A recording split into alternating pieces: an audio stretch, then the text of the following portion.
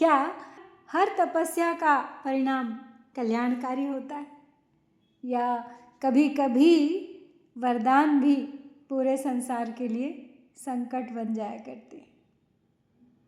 आज हम शिव पुराण की रुद्र संहिता पार्वती खंड के 15वें अध्याय में प्रवेश कर रहे हैं।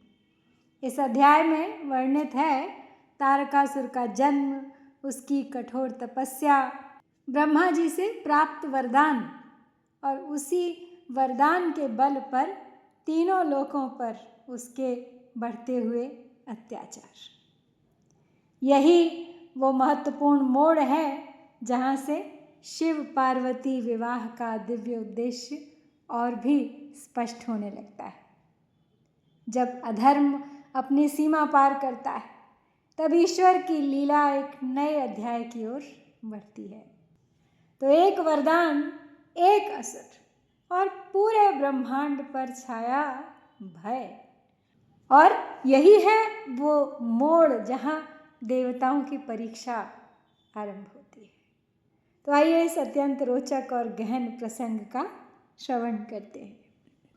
ब्रह्मोवाच अथ सा गर्भमाधत्त वरांगी तत्पुरादरात् सा ववर्धाभ्यन्तरे हि बहुवर्षैः सुतेजसा ततः सा समये पुणे वरांगी सुषुवे सुतं महाकायं महावीर्यं प्रज्वलन्तं दिशो दश तदैव च महोत्पाता बभूवुर दुःखहेतवः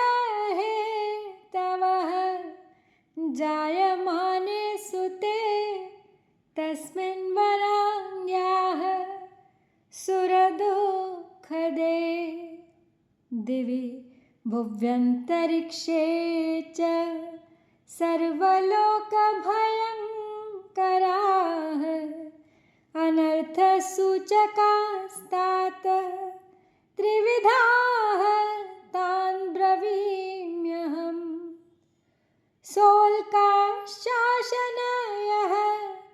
पेतुर्महाशब्दा भयङ्कराः उदयं चक्रुरुत्कृष्टाः केतवो दुःखदायकाः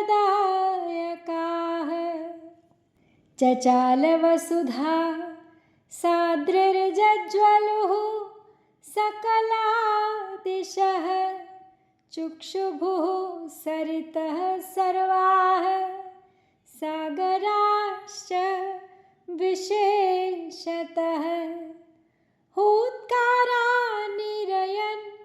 घोरान् खरस्पर्शो मरुद्ववौ उन्मूलयन् महावृक्षान्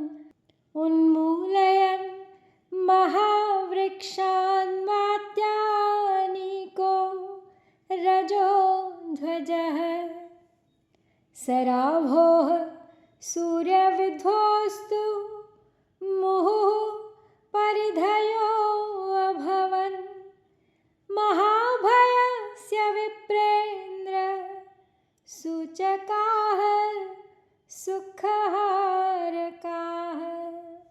ब्रह्मा जी बोले तो ब्रह्मा जी नारद जी को कथा सुनाते हुए आगे बोले कि वज्रांग की तपस्या के फलस्वरूप उसने अपनी प्रिया के लिए वर मांगा और फिर वरांगी ने आदरपूर्वक गर्भ धारण किया।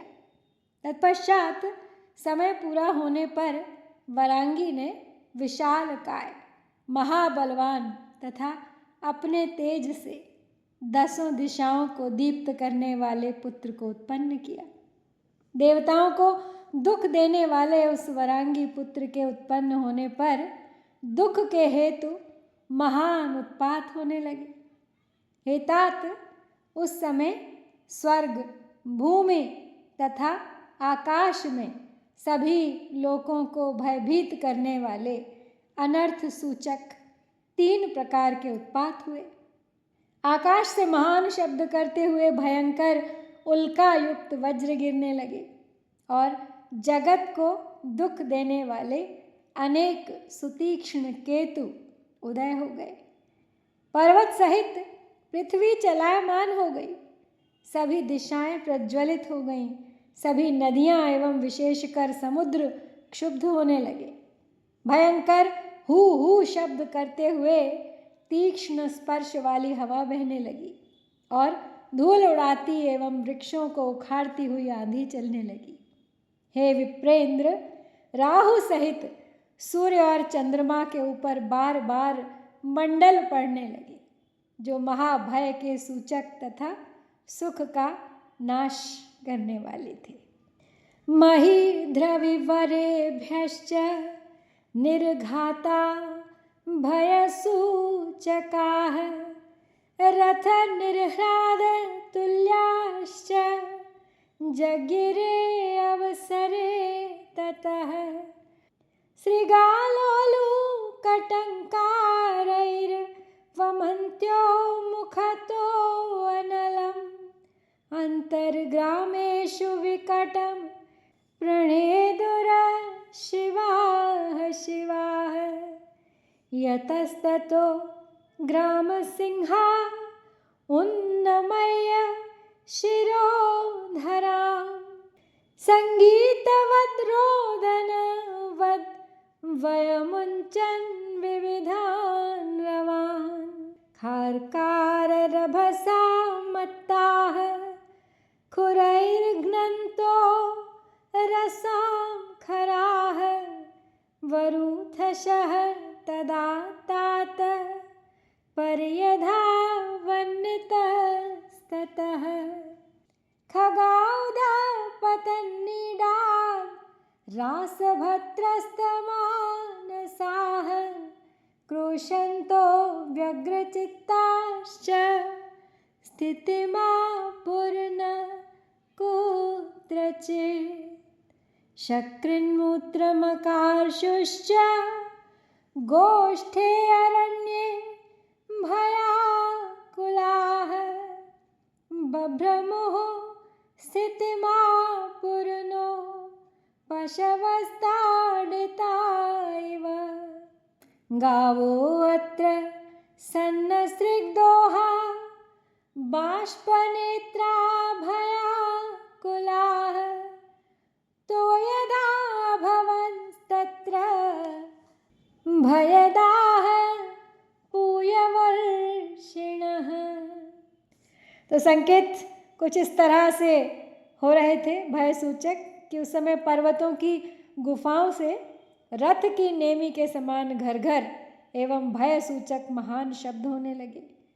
सियार एवं उल्लू अपने मुख से भयानक टंकार युक्त शब्द करते हुए अग्नि उगलने लगे और सियारी ने गांव के भीतर घुसकर अत्यंत अमंगल तथा महाभयानक शब्द करने लगी। कुत्ते जहाँ तहाँ गर्दन उठाकर संगीत के समान और रुदन के समान अनेक प्रकार के शब्द करने लगे। हे तात, गधे रैंकने के भयानक शब्दों से मत्त होकर अपने खुरों से पृथ्वी को खोदते हुए झुंड के झुंड इधर उधर दौड़ने लगे। पक्षी घोंसलों से उड़ने लगे, गधे भयभीत हो गए और व्याकुल चित्त होकर भयानक शब्द करने लगे। उन्हें कहीं भी शांति नहीं मिल रही थी। पशु ताड़ित हुए के समान अपने गोष्ठ में और अरण्य में भयभीत होकर बारंबार मलमूत्र का त्याग करने लगे और जहाँ तहाँ इधर से उधर भागने लगे। वे एक जगह ठहरते नहीं थे। गायें भय से आक्रांत हो उठी, उनके स्तनों से रुधिर निकलने लगा, नेत्रों से अश्रुधारा प्रवाहित हो उठी और वो व्याकुल हो गई। बादल भी भय उत्पन्न करते हुए पीयू की वर्षा करने लगे।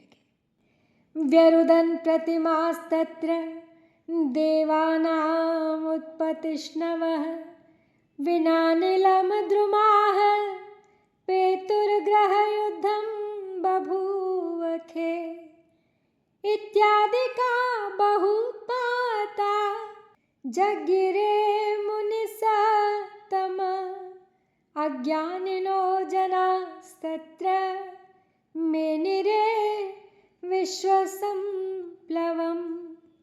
अथ प्रजापतिर्नामाकरोत्तस्यासुरस्य वै तारकेति विचार्यैव कश्यपो हि महोजसः महावीरः स सहसा व्यज्यमानात्मपौरुषः ववृधे यत्यश्मसारेण कायेनाद्रिपतिर्यथा अथो स तारको दैत्यो महाबलपराक्रमः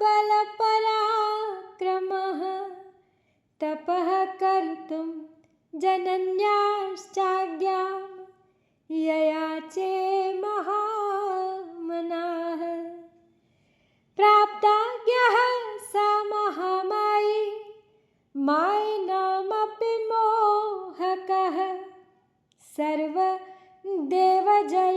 कर्तुं तपोर्थं मनादधे मधोर्वनमुपागम्य गुरुवाज्ञाप्रतिपालकः विधिम् उद्दिश्य विधिवत्तपस्तेऽपि सुदारुणम् ऊर्ध्वबाहुश्चैकपादो रविं पश्यन् स चक्षुषा शतवर्षं तपश्चक्रे दृढचित्तो दृढव्रतः अङ्गुष्ठेन भुवं स्पृष्ट्वा शतवर्षं च तादृशः तेऽपि तपो दृढात्मा स तारको असुरराट् प्रभुः शतवर्षं जलं प्राश्नन् शतवर्षं च वायुभोग शतवर्षं जले तिष्ठन् शतं च स्थंडिले तप। अब अपशकुन कुछ ऐसे हो रहे थे, उन्हीं के बारे में आगे बता रहे हैं ब्रह्मा नारद से कि देवताओं की प्रतिमाएं उछलकर रोने लगी, बिना आंधी के वृक्ष गिरने लगे और आकाश में ग्रहों का युद्ध होने लगा। हे मुनिश्रेष्ठ, इस प्रकार अनेक उत्पात होने लगे। अज्ञानी लोग उस समय ये समझ बैठे कि विश्व प्रलय हो रहा है। तदनंतर प्रजापति कश्यप ने विचार करके उस महातेजस्वी असुर का नाम तारक रखा। वो महावीर सहसा अपने पौरुष को प्रकट करता हुआ वज्रतुल्य शरीर से पर्वतराज के समान बढ़ने लगा। तत्पश्चात उस महाबली, महापराक्रमी तथा मनस्वी तारक दैत्य ने तपस्या करने के लिए माता से आज्ञा मांगी। मायावियों को भी मोहित करने वाले उस महामायावी दैत्य ने अपनी माता से आज्ञा प्राप्त कर सभी देवताओं पर विजय प्राप्त करने के लिए अपने मन में तप करने का विचार किया। गुरु की आज्ञा का पालन करने वाला वह दैत्य मधुवन में जाकर ब्रह्मा जी को लक्ष्य करके विधिपूर्वक अत्यंत कठोर तपस्या करने लगा। उस दृढ़ व्रत दैत्य ने चित्त को स्थिर कर नेत्रों द्वारा सूर्य को देखते हुए अपनी भुजाओं को ऊपर उठाकर एक पैर पर खड़े होकर 100 वर्ष पर्यंत तपस्या की। तदनंतर पैर के अंगूठे से भूमि को टेक कर दृढ़ चित्त वाले तथा ऐश्वर्यशाली महान असुर राज तारक ने उसी प्रकार 100 वर्ष और तपस्या की। तो 100 वर्ष तक जल पीकर, 100 वर्ष तक वायु पीकर, 100 वर्ष तक जल में खड़ा रहकर और 100 वर्ष तक स्थंडिल पर रहकर उसने तपस्या की। स्थंडिल शब्द आया है यहाँ पे। तो स्थंडिल का मुख्य अर्थ होता है यज्ञ या पूजा के लिए साफ की गई, समतल और हल्की ऊंची की गई भूमि या फिर वेदी। इसके अलावा इसके कुछ अन्य अर्थ हैं, ज़मीन पे या खुली जगह और व्रत के कारण नग्न भूमि पर शयन करना भी होता है। स्थंडिल शाही भी एक शब्द अक्सर इस्तेमाल में आता है कि वो व्यक्ति जो किसी व्रत के नियम के कारण साफ जमीन या यज्ञ स्थल पर ही सोता है। शतवर्षं तथा चाग्नौ शतवर्षं अधोमुखः शतवर्षं तु हस्तस्य तलेन च भुवं स्थितः शतवर्षं तु वृक्षस्य शाखामालम्ब्य वै मुने पादाभ्यां शुचिधूमं हि पिबंश्चाधोमुखस्तथा एवं कष्टतरं तेपे सुतपः स तु दैत्यराट् काममुद्दिश्य विधिवत् शृण्वतामपि दुस्सहम् तत्रैवं तपस्तस्य महत्तेजो विनिसृतं शिरसः सर्वसंसर्पि महोपद्रवकृन्मुने तेनैव देवलोकास्ते दग्धप्राया बभूविरे अभितो दुःखमापन्नाः सर्वे देवर्षयो मुने इन्द्रश्च भयमापेदे अधिकं देवेश्वरस्तदा तपस्यत्यद्य कश्चिद्वै मत्पदं दर्शयिष्यति अकाण्डे चैव ब्रह्माण्डं संहरिष्यत्ययं प्रभुः इति संशयमापन्ना निश्चयं नोपलेभिरे ततः सर्वे सुसम्मन्त्र्य मिथस्ते निर्जरर्षयः मल्लोकमगमन् भीता दीना मां समुपस्थिताः। तो 100 वर्ष तक अग्नि के बीच में, 100 वर्ष तक नीचे की ओर मुख करके और 100 वर्ष तक हथेली के बल पर पृथ्वी पर स्थित होकर वो तपस्या करता रहा। हे मुने, वो 100 वर्ष तक वृक्ष की शाखा को दोनों पैरों से पकड़कर नीचे की ओर मुख करके पवित्र धूम का पान करता रहा। इस प्रकार उस असुर राज ने अपने मनोरथ को लक्ष्य करके सुनने वालों को भी सर्वथा दुस्सह जान पड़ने वाला अत्यंत कठिन तथा कष्टकर तप किया। हे मुने, इस प्रकार तप करते हुए उसके सिर से चारों दिशाओं में फैलने वाला एक महान उपद्रवकारी महातेज निकला। हे मुने, उस तेज से सभी देवलोक प्रायः जलने लगे और चारों ओर समस्त देवता तथा ऋषिगण बड़े दुखी हुए। उस समय देवराज इंद्र बहुत अधिक भयभीत हुए कि निश्चय ही इस समय कोई तप कर रहा है और वो मेरे पद को छीन न ले।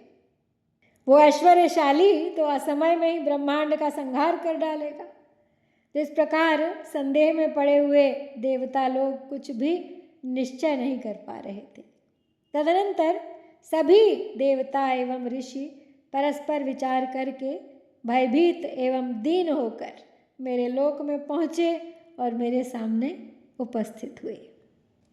मां प्रणम्य सुसंस्तूय सर्वे ते क्लिष्टचेतसः कृतस्त्वञ्जलयो मह्यं वृत्तं सर्वं न्यवेदयन् अहं सर्वं सुनिश्चित्य कारणं तस्य सद्धिया वरं दातुं गतस्तत्र यत्र तप्यति सोऽसुरः अवोचम वचनं तं वै वरं ब्रूहीत्यहं मुने तपस्तप्तं त्वया तीव्रं नादेयं विद्यते तव इत्येवं मद्वचः श्रुत्वा तारकः स महासुरः मां प्रणम्य सुसंस्तूय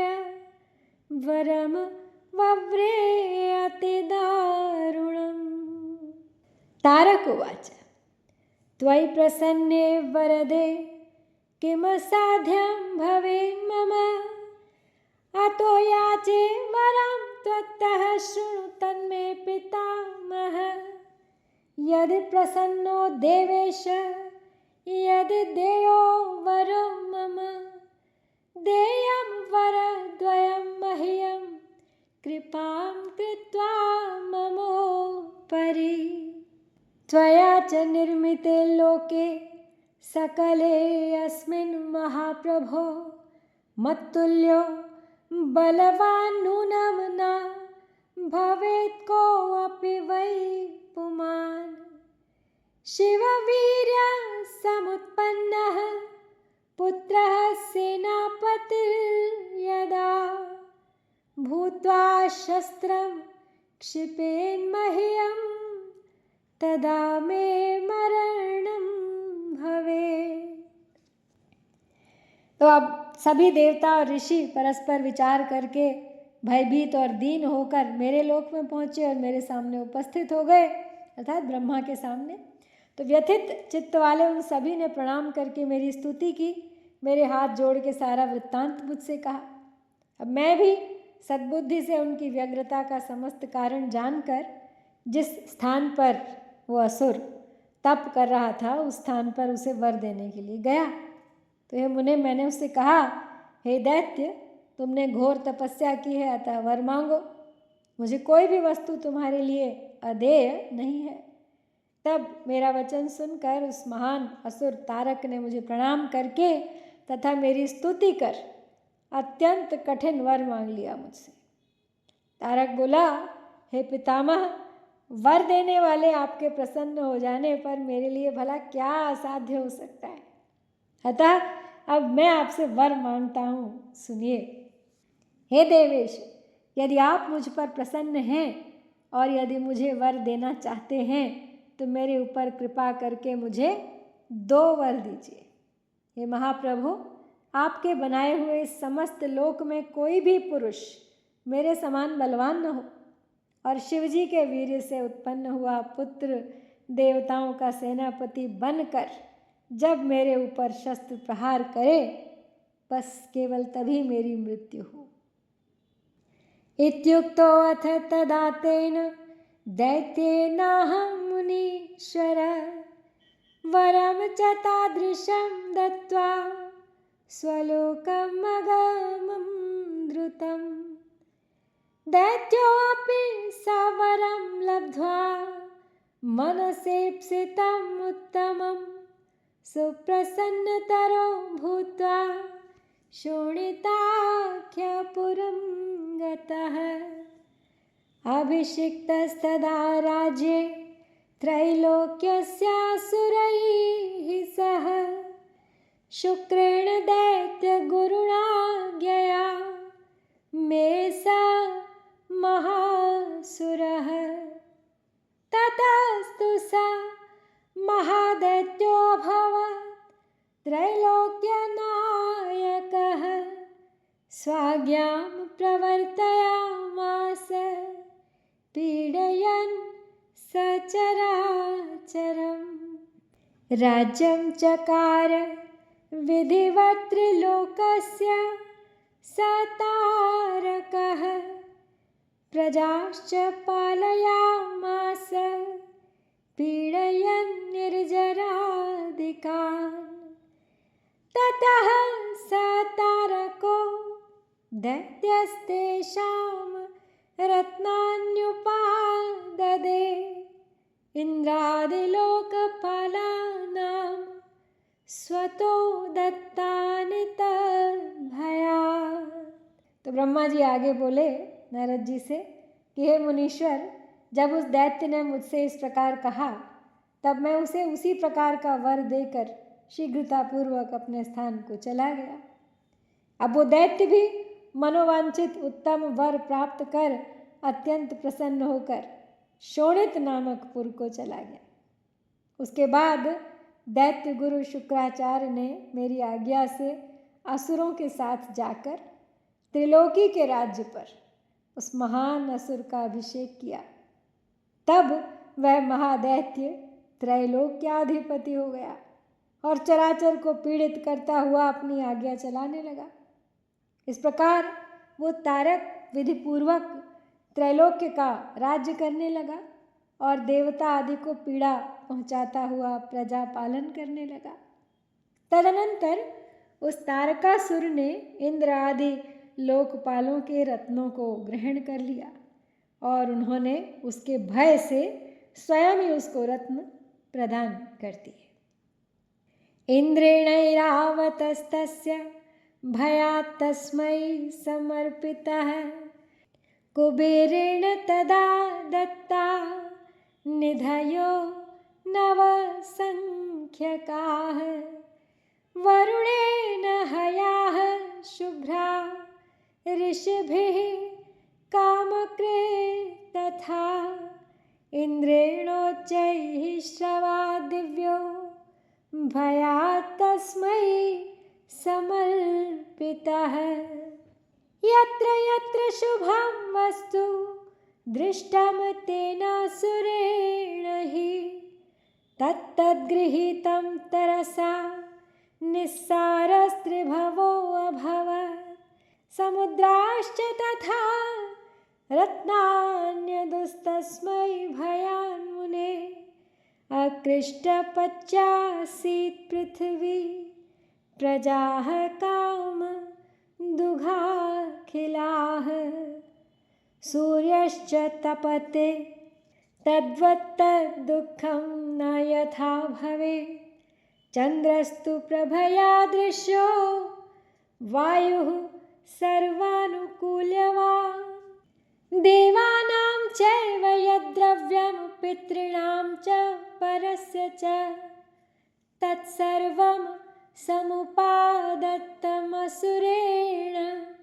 दुरात्मना वशीकृत्य स लोकान् स्त्रीन् स्वयमिन्द्रो बभूवः अद्वितीयः प्रभुश्चासीद्राज्यं चक्रे अद्भुतं वशी निस्सार्य सकलान् देवान् दैत्यान् स्थापयत् ततः स्वयं नियोजयामास देवयोनीन् स्वकर्मणि अथ तद्बाधिता देवाः सर्वे शक्रपुरोगमाः मुने मां शरणं जग्मुरनाथा अतिविह्वलाः। तो इंद्र ने उसके भय से उसे ऐरावत हाथी समर्पित कर दिया और कुबेर ने 9 निधियां दे दी।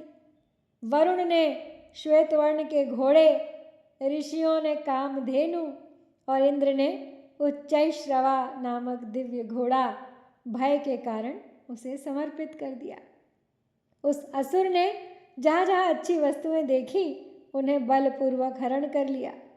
इस प्रकार त्रिलोकी सर्वथा निस्सार हो गई। हे मुने, समुद्रों ने भी भय से उसे समस्त रत्न प्रदान कर दिए। बिना जोते बोए ही पृथ्वी अन्न प्रदान करने लगी और सभी प्रजाओं के मनोरथ पूर्ण हो गए। सूर्य उतना ही तपते थे जिससे किसी को कष्ट न हो और चंद्रमा उजाला करते रहते और वायु सबके अनुकूल ही चला करती थी। उस दुरात्मा असुर ने देवताओं, पितरों तथा अन्य का जो भी द्रव्य था वो सब हरण कर लिया। इस प्रकार वो तीनों लोकों को अपने अधीन कर स्वयं इंद्र बन बैठा। इंद्र, पहले भी मैंने बताया आपको, इंद्र एक पदवी का नाम होता है। जो भी इंद्रासन पर बैठता है बस वही इंद्र कहलाया जाता है। तो अब तारकासुर इंद्र बन बैठा था। वह इंद्रियों को वश में रखने वाला अद्वितीय राजा हुआ और अद्भुत प्रकार से राज्य करने लगा। उसने समस्त देवताओं को हटाकर उनकी जगह दैत्यों को नियुक्त कर दिया और देवताओं को अपने कर्म में नियुक्त किया, अपने कर्म में, अपनी सेवा में नियुक्त किया। हे मुने, तदनंतर उससे पीड़ित हुए इंद्र आदि समस्त देवगण अनाथ तथा अत्यंत व्याकुल हो मेरी शरण में आए। वो शायद प्रश्न करना चाहते होंगे कि आपने ऐसा वरदान क्यों दे दिया इस असुर को, लेकिन वरदान तो अच्छा ही दिया गया था। बस जब शक्ति विवेक से दूर हो जाती है तब वरदान भी अभिशाप बन सकता है, और यही किया तारकासुर ने भी। लेकिन अब आगे क्या होगा, देवताओं को इस संकट से कौन बचाएगा, इसी रोमांचक कथा के अगले अध्याय में हम फिर मिलेंगे। हर हर महादेव। और इसके साथ श्री शिव महापुराण के अंतर्गत द्वितीय रुद्र संहिता के तृतीय पार्वती खंड में तारकासुर की तपस्या एवं उसके राज्य का वर्णन नामक ये 15वां अध्याय पूर्ण होता है। ओम श्री सांब शिवाय नमः। जय भारत।